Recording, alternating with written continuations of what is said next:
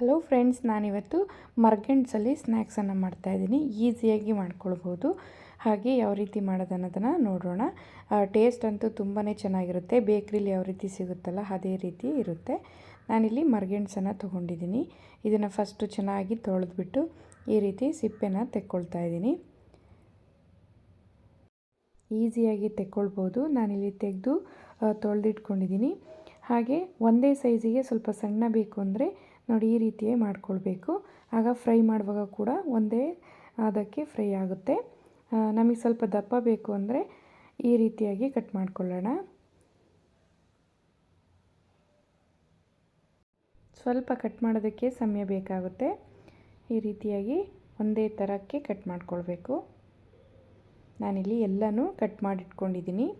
ಇದನ್ನು ಯಾವುದೇ ರೀತಿ ತೊಳಿಬಾರ್ದು. ಹಾಗೆ ಎಣ್ಣೆ ಕೂಡ ಚೆನ್ನಾಗಿ ಕಾದಿದೆ. ಎಣ್ಣೆ ಕಾದಿದ ನಂತರ ಡೈರೆಕ್ಟಾಗಿಯೇ ಹಾಕ್ಕೊಳ್ಬೇಕು. ಹಾಕ್ಕೊಂಡು ಒಂದು 2 ಮಿನಿಟ್ಸ್ಗೆಲ್ಲ ಚೆನ್ನಾಗಿ ಫ್ರೈ ಆಗುತ್ತೆ. ಇದು ಪೊಟ್ಯಾಟೊ ಥರ ಎಲ್ಲ ಟೈಮ್ ತಗೊಳ್ಳಲ್ಲ. ಚೆನ್ನಾಗಿ ಫ್ರೈ ಆಗಿದೆ. ಈಗ ಈ ಥರ ಫ್ರೈ ಆದರೆ ಸಾಕಾಗುತ್ತೆ. ತೆಕ್ಕೊಳ್ಳೋಣ. ತುಂಬ ಬೇಗನೆ ಆಗುತ್ತೆ.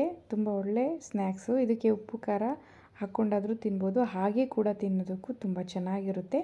ನೋಡಿ ಈಸಿಯಾಗಿ ಮಾಡ್ಕೊಳ್ಬೋದಲ್ಲ ಕಡ್ಡಿ ಚಿಪ್ಸನ್ನು. ಮರಗೆಣಸಿನ ಕಡ್ಡಿ ಚಿಪ್ಸು.